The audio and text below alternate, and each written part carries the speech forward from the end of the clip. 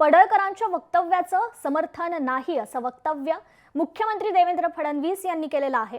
बोलताना भान ठेवून बोला असं देखील फडणवीस म्हणाले। तर फडणवीसांनी असं म्हणत पडळकरांचे कान चांगलेच टोचलेले आहेत।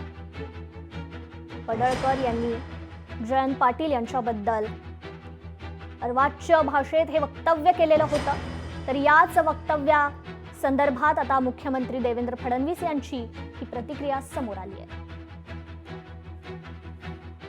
कोणाच्याही वडिलांबद्दल किंवा परिवाराबद्दल स्टेटमेंट करणं हे योग्य नाही आहे। या संदर्भात गोपीचंद पडळकर यांच्याशी मी बोललेलो आहे, त्यांनाही मी सांगितलेलं आहे अशा प्रकारचं जे स्टेटमेंट आहे त्याचं आम्ही कधीच समर्थन करणार नाही।